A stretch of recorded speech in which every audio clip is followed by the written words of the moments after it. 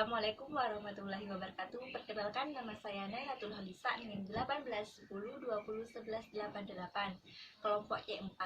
Di sini saya akan melakukan evaluasi praktikum keperawatan medikal bedah 3. Berdasarkan NIM saya 88, maka di sini saya akan menjelaskan apa itu hernia.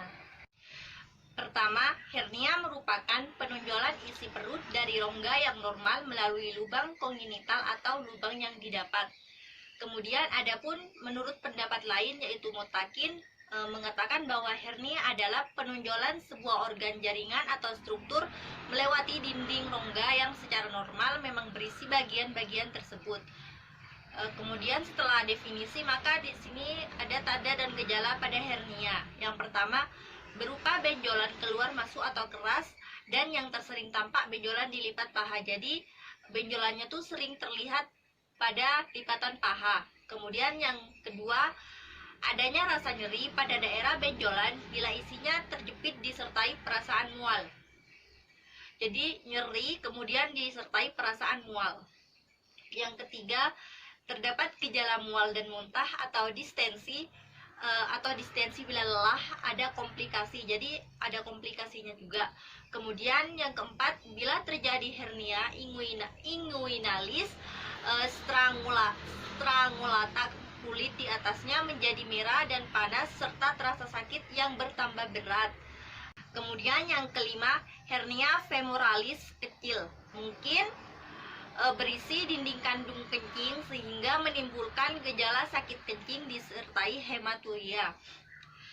Kemudian jenis-jenis hernia menurut lokasinya di sini ada hernia inguinal, kemudian hernia umbilikus sama hernia femoralis. Berdasarkan jenis-jenis berdasarkan isinya, di sini ada hernia usus halus sama hernia omentum. Kemudian menurut penyebabnya ada hernia kongenital atau bawaan, penyakit bawaan. Kemudian ada hernia traumatik, ada hernia insisional, di mana hernia insisional ini merupakan akibat dari pembedahan sebelumnya. Kemudian menurut jenis-jenis, menurut terlihat atau tidaknya, ada hernia ekstern sama hernia intern, di mana X keluar, in masuk. Kemudian menurut keadaannya hernia incarcerata, kemudian ada hernia strangulata. Kemudian menurut sifatnya ada reponibel sama irreponibel. Nah, berdasarkan jenis-jenis kemudian dan berdasarkan lokasi, isi dan penyebabnya, terlihat atau tidaknya keadaan dan sifatnya. Itu jenis-jenis dari hernia. Kemudian pengkajian data yang sering muncul atau menjadi data fokus pada penyakit hernia ini.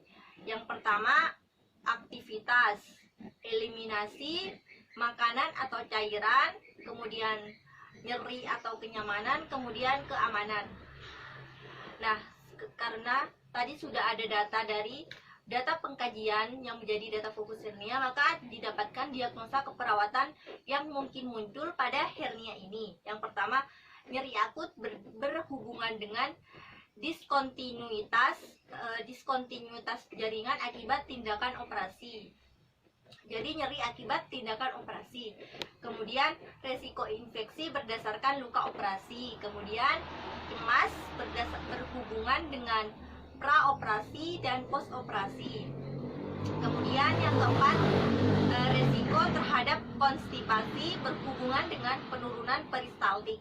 Yang kelima, kurang pengetahuan berhubungan dengan kurang terpaparnya informasi. Jadi kurang sebelum dia dioperasi, maka dia kurang informasi, jadinya jadinya kurang mengetahui apa yang akan terjadi ketika dia terkena hernia. Itu. Kemudian selanjutnya, pencegahan supaya hernia tidak terjadi pada diri kita. Maka yang pertama, kita bisa berhenti merokok karena merokok dapat meningkatkan resiko terjadinya batuk kronis. Nah, asap rokok itu juga bisa menyebabkan batuk kronis. Paru-paru bisa berbahaya juga bagi paru-paru. Kemudian yang kedua, Menjaga berat badan ideal dengan berolahraga secara teratur. Misal pagi sore kita berolahraga supaya berat badan kita ideal, tidak obesitas dan tidak kurang nutrisi. Kemudian yang ketiga, mengkonsumsi makanan tinggi serat seperti kita bisa memakan buah-buahan, sayur-sayuran atau biji-bijian. Kemudian hindari mengangkat beban berlebihan atau di luar kemampuan, seperti misalnya tubuh kita belum kuat, misal sering mengangkat galon.